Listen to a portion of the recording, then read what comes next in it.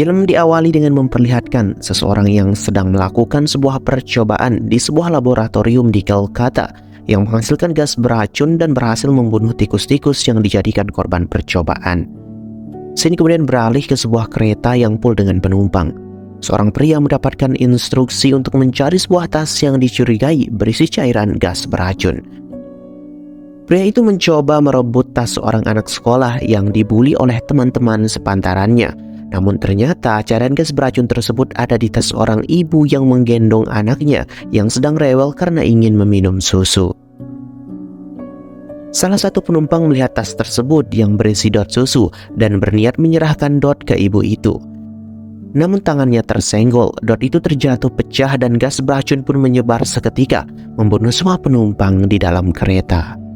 Scene kemudian beralih 2 tahun setelahnya. Seorang insinyur yang sedang hamil bernama Vidya mendarat dan tiba di Kolkata. Dia datang dari London. Saat itu Kolkata sedang merayakan festival Durga Puja. Ketika perayaan ini digelar, maka ditetapkan sebagai hari libur. Vidya datang ke Kolkata untuk mencari suaminya yang hilang bernama Arnaba Gividia. Vidya kemudian mendatangi kantor polisi untuk membuat laporan orang hilang setelah memberikan kilasan rinci mengenai suaminya. Vidya mengaku hanya mempunyai satu foto suaminya karena suaminya ini memang tidak suka difoto. Salah satu petugas polisi yang bernama Rana menawarkan bantuan setelah Vidya membantunya menyelesaikan sedikit masalah di divisinya.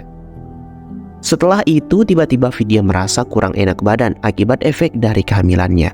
Vidya kemudian diantar oleh petugas polisi tadi, yaitu Rana. Di perjalanan Rana bercerita bahwa di sini setiap orang selalu punya 2 nama. Nama aslinya yaitu Yogi Sina, tapi orang-orang memanggilnya dengan nama alternatif yaitu Rana. Vidya akhirnya tiba di tempat tinggal suaminya, alamat yang disimpan oleh Vidya. Setelah bertemu dengan manajer guest house, sang manajer mencoba menjelaskan bahwa sebenarnya nama Arnab Bhakti itu tidak pernah tinggal di guest house tersebut. Namun Vidya bersikeras bahwa ini adalah alamat suaminya tinggal. Vidya pun meminta kunci kamar suaminya dan memutuskan untuk menetap sementara di kamar tersebut. Keesokan harinya saat akan mandi, ternyata air panas di kamar mandi Vidya tidak berfungsi. Vidya lalu komplain ke manajer house. Manajer house itu lalu memanggil seorang anak yang akan melayani Vidya untuk menyediakan air panas. Anak itu bernama Vishnu. Setelah itu Vidya berangkat menuju ke National Data Center atau pusat data nasional untuk menyelidiki keberadaan suaminya. Nama Vidya disalah tuliskan oleh resepsionis dengan huruf V di depannya. Vidya pun akhirnya mengalah dan membiarkan namanya salah ditulis. Vidya kemudian janji dengan Nyonya Agnes, kepala HRD NDC National Data Center. Vidya mencoba meyakinkan bahwa suaminya berangkat ke Kolkata setelah menerima panggilan tugas dari NDC ini. Namun Nyonya Agnes yakin bahwa tidak ada nama Arnab Bagi yang pernah dia terima sebelumnya. Rana kemudian datang menyusul ke NDC untuk menjemput Vidya dan dibawa ke ruang penyimpanan mayat. Setelah memeriksa salah satu jasad yang mereka curigai, ternyata itu bukan jasad Arnab. Mereka berdua lalu pergi ke rumah yang diyakini oleh Vidya sebagai rumah paman Arnab. Namun hasilnya tetap nihil. Keluarga tersebut tidak mengenali nama itu. Vidya dan Rana lalu melanjutkan perjalanannya ke sebuah sekolah suaminya dulu. Mereka memeriksa berkas alumnus dan rupanya juga tidak ada nama Arnab di sana. Sementara itu di kantor NDC, Nyonya Agnes mencurigai seseorang yang bernama Milan Damji yang merupakan Arnab. Nyonya Agnes kemudian mencoba mengakses file identitas Milan Damji tapi rupanya terkunci. Keesokan paginya Rana memberitahu Vidya bahwa mereka sudah membantu mengecek di kantor imigrasi untuk mencari nama Arnab. Namun rupanya memang tidak ada nama tersebut. Vidya kemudian berangkat menemui Nyonya Agnes di sebuah restoran.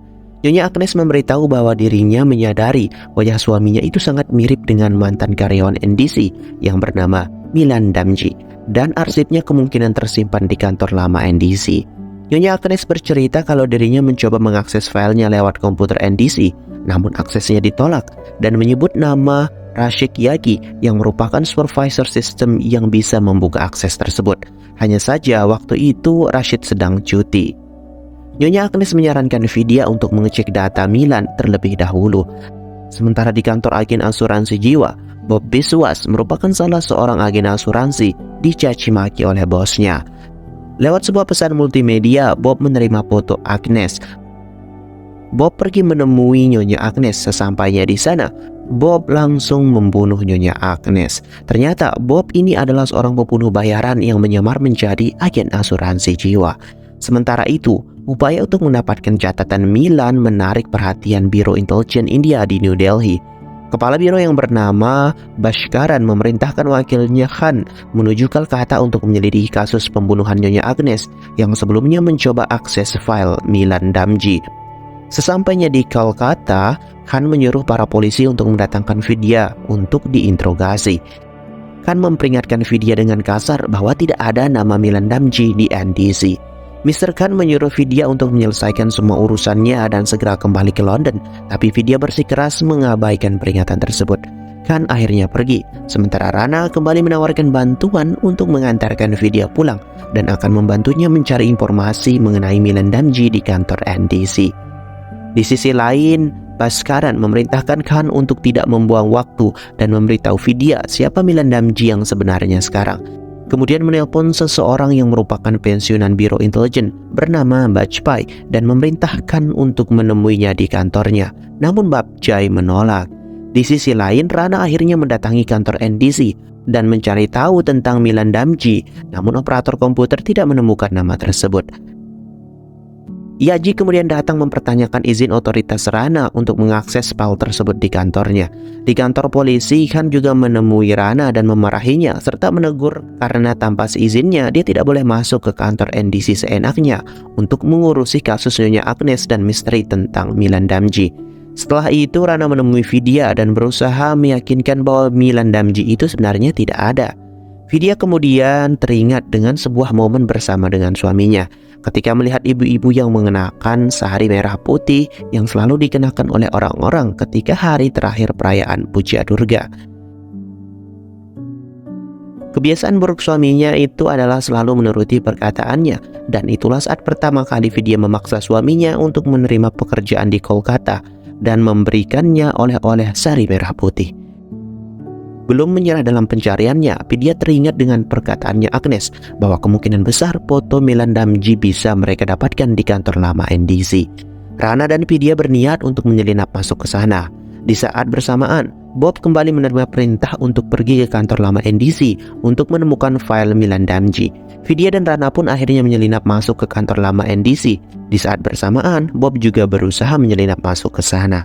Di ruang file penyimpanan berkas lama NDC, Vidya akhirnya menemukan file yang dicari. Namun di saat bersamaan, Bob juga tiba di ruangan tersebut. Untung saja mereka berhasil kabur. Keesokan harinya, Vidya memberitahukan dan akhirnya membuktikan kalau Milan Damji memang benar ada. Vidya pun memintakan untuk menjelaskan siapa sebenarnya Milan Damji. Akhirnya akan mengungkapkan bahwa sebenarnya Milan Damji adalah seseorang yang bertanggung jawab atas kejadian tragedi gas beracun di kereta metro Kolkata 2 tahun sebelumnya, seperti yang terlihat di awal film. Milan Damji merupakan agen intelijen yang berkhianat dan bekerja sama dengan musuh. Jadi orang yang di awal film melakukan percobaan cairan gas beracun adalah Milan Damji.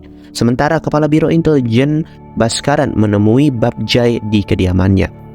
Bhaskaran meminta Bajpai untuk kembali bekerja, namun Bajpai menolak sampai Bhaskaran menemukan dan menyingkirkan pengkhianat di kantor Biro Intelijen yang pernah membantu Milan Damji meloloskan diri.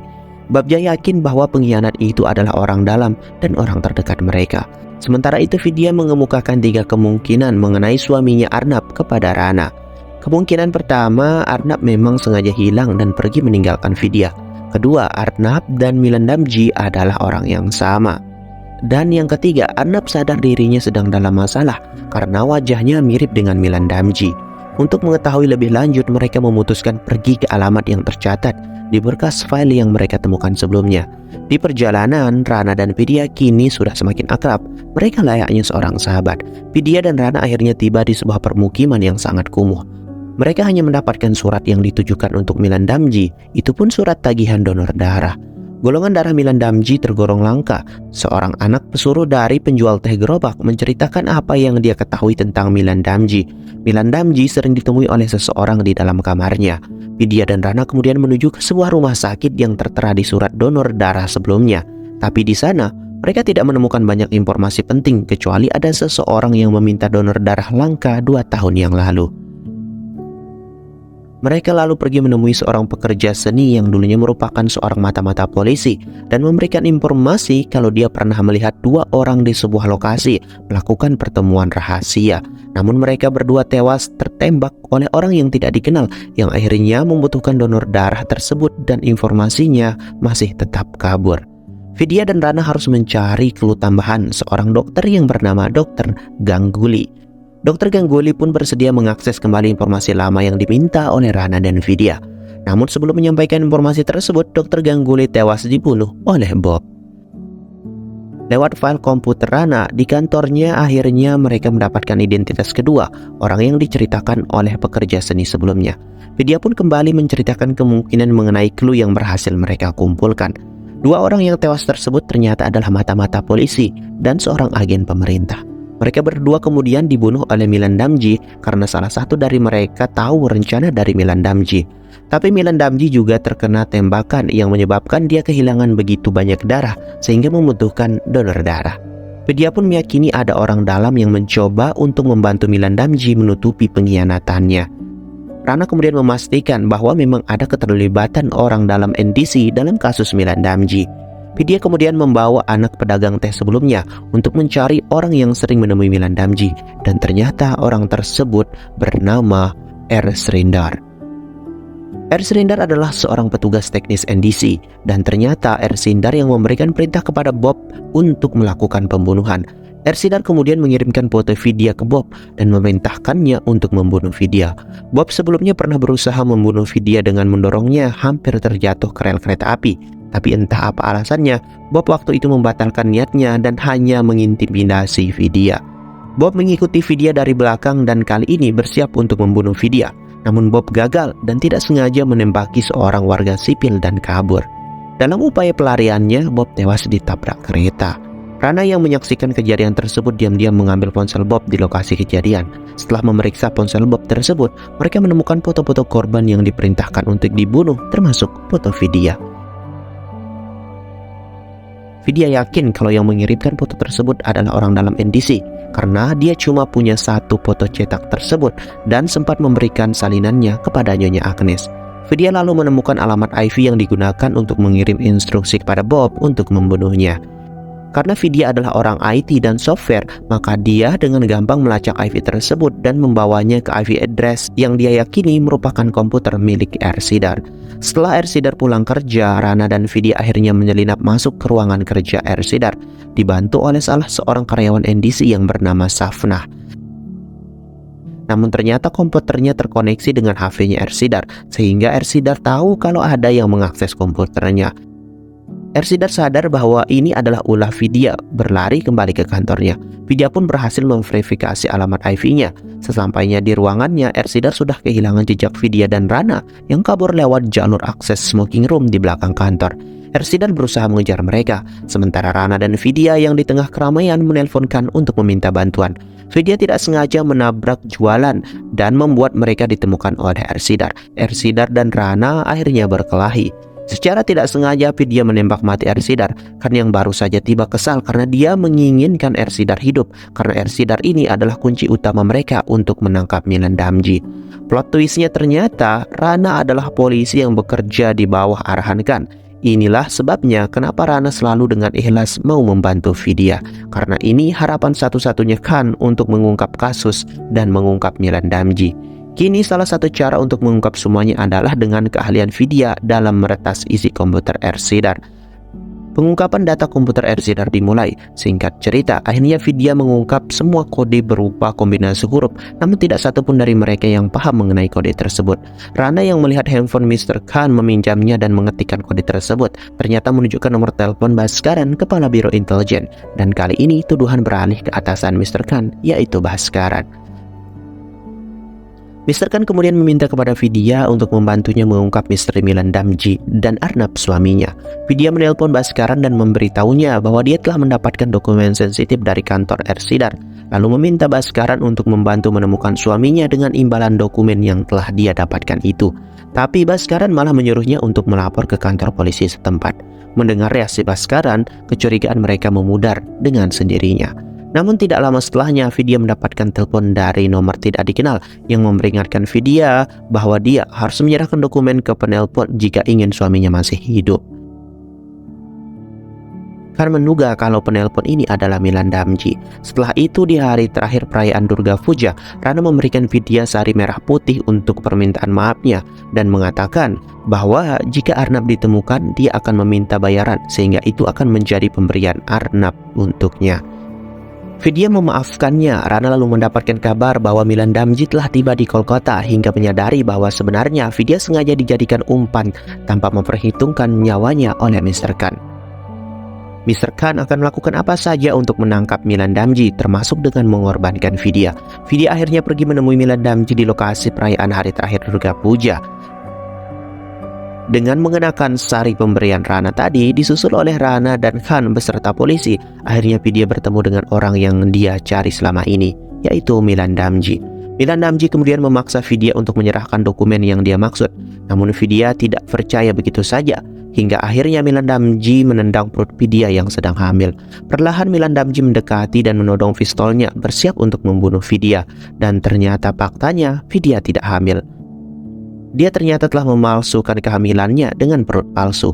Untungnya dengan perut palsu dan tusuk kondenya, dia berhasil menikam dan melukai Milan Damji. Milan Damji berusaha melarikan diri, namun karena terluka, Vidya berhasil menembak kakinya hingga ia tewas. Mendengar suara tembakan tersebut, Rana dan Khan serta polisi menyusulnya. Namun rupanya Vidya telah berbaur dengan para warga yang merayakan festival dengan sari yang seragam. Vidya meninggalkan catatan terima kasih untuk Rana dan sebuah amplop yang berisi data komputer milik Ersidar. Rana pun menjelaskan kepada Khan bahwa sebenarnya tidak ada nama Vidya dan Arnab, dan justru Vidya telah berhasil memanfaatkan para polisi dan biro intelijen selama ini untuk membantunya menyelesaikan misi pribadinya. Sang kepala biro intelijen Bhaskaran pun akhirnya ditangkap atas dugaan konspirasi ini. Di akhir film terungkap kalau Vidya adalah seorang janda dari orang yang bernama Arup Basu, yaitu seorang petugas biro intelijen dan rekan Milan Damji yang tewas dalam serangan gas beracun yang terlihat di awal film. Melihat jasad suaminya yang telah tewas, Vidya akhirnya jatuh pingsan dan keguguran. Plot twistnya, orang yang membantunya untuk memuluskan semua strateginya dalam misi ini adalah pensiunan biro intelijen, yaitu Bajpai, yang memang telah mencurigai keterlibatan pejabat tinggi biro intelijen dalam kasus kecelakaan gas beracun yang menewaskan begitu banyak orang. Dan film pun berakhir.